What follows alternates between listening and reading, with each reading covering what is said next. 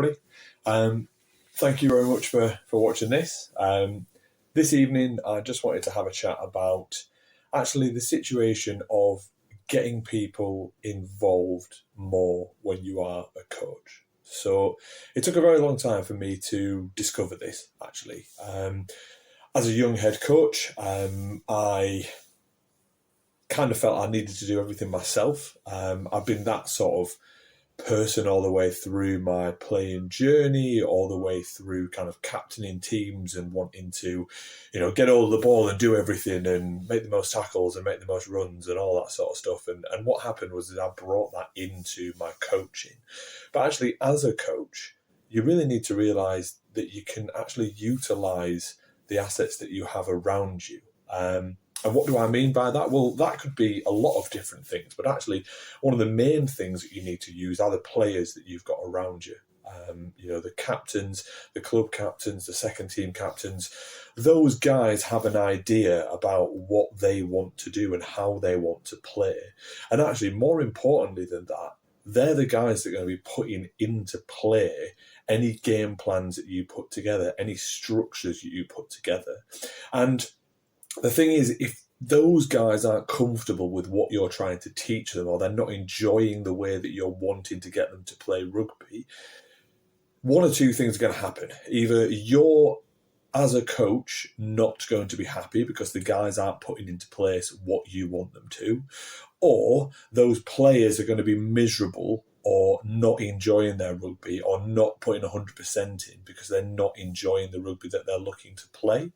So actually what I've learned, I'd love to say it's overnight, but it's taken quite a long time to learn this, is actually get the players involved, get the senior players involved, get the captains involved, and actually ask them how they want to go about playing this game. Because ultimately, as a coach and as a player of that club, you are all trying to aim for the same thing. Everybody just wants to win.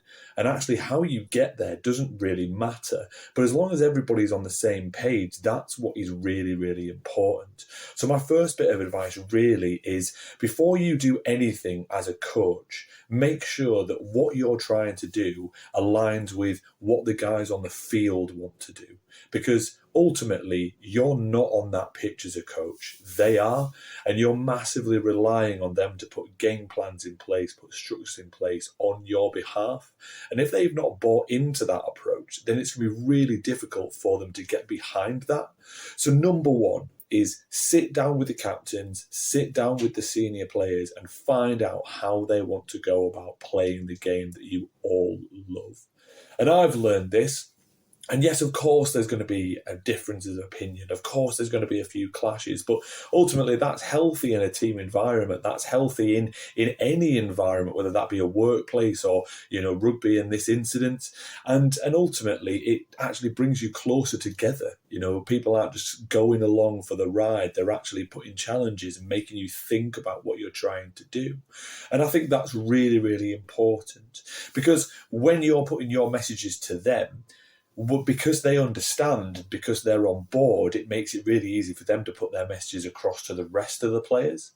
And actually, one thing that I have really forgotten, but now are utilising more and more, is I'm so lucky that I have some brilliant coaches that support me with training and on match days and things like that.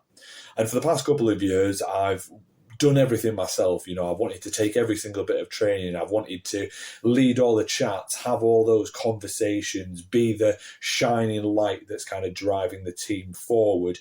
I wanted to put all of that stress and strain on my shoulders. But actually what I've learned, probably more in the last 12 months than anything, is those guys are just as good. And as long as I've ironed out and kind of highlighted what I want them to kind of do and what I want them to say and the way that we're going to play, and you've agreed that as a coaching group, they understand what I expect of them. I understand what they expect of me. And it makes our working relationship really easy for those training sessions. Because remember, like I said before, this is an amateur team. This is an amateur sport that we're dealing with. That's the level that we're dealing with. And, to be on the same page and everybody agree is difficult. But as long as you've all got a positive end goal and actually the ideas that you've put together are all done as a collective, it makes it a lot easier.